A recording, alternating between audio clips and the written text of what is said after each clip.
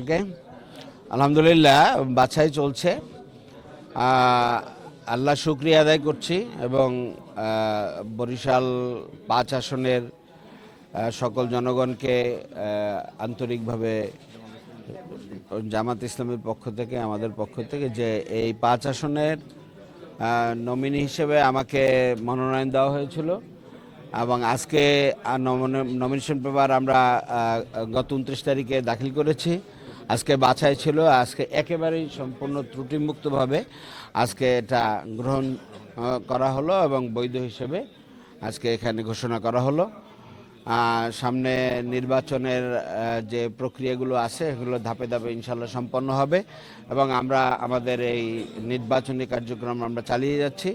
তবে এই ক্ষেত্রে আমরা আবারও বলছি যে জনমনে নানা রকমভাবে সংশয় আছে। সেই সংশয়টা হচ্ছে এই যে লেভেল প্লেয়িং ফিল্ড এখনও ঠিক মতো চলছে না। গ্রাসরুট লেভেলে টুকটাক বিভিন্ন ধরনের ঘটনা আসতেছে, বিভিন্ন ধরনের, এবং এগুলো হচ্ছে আলামত। আমরা আশা করছি যে একেবারেই ক্লিনভাবে এটা যেন হয়। প্রশাসন, পুলিশ প্রশাসন সবাইকে আমরা এই ব্যাপারে সতর্ক হওয়ার জন্য এবং বিশেষ নির্বাচন কমিশনকে আমরা সেটা আহ্বান জানাবো। এখানে তো ইনশাল্লাহ বরিশাল ৫ আসনে ইনশাল্লাহ জামাত ইসলামী দাঁড়িপাল্লা নিয়ে নির্বাচন করবে ইনশাল্লাহ, এবং সেখানে জোটের যে সমস্যাগুলো সমাধান হয়ে জোটের প্রার্থী হিসেবে ইনশাল্লাহ এখানে আমরা জনগণকে নিয়েই এখানে কাজ করা হবে ইনশাল্লাহ। এর ব্যাপারে কি বক্তব্য রাখবো? দেশের স্ট্যাটিস্টিক্স আছে, ভোটের স্ট্যাটিস্টিক্স আছে।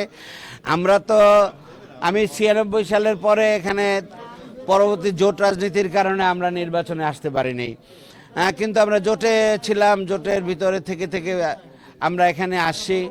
কিন্তু এখন তো সব কিছু ছাপায় বাংলাদেশে, এখন অতীতে সব কিছু ছাপায়া এখন পরিবর্তনের রাজনীতি চলতেছে। সেই পরিবর্তনের পক্ষে এখন দেশবাসী এখন নতুন ধারার রাজনীতি চাচ্ছে এবং সেই রাজনীতি ইনশাআল্লাহ ইসলামী আদর্শ, ইসলামী মানবিক কল্যাণ রাষ্ট্র হিসেবে জামাত ইসলামীর সাথে সহ এখানে সমমানা সকলের পেছনেই দেশবাসী আছে এবং সেই দেশবাসীর পক্ষে বরিশালও মানে জাগরিত হয়ে উঠেছে এবং এখানে আমাদের জামাত ইসলামীর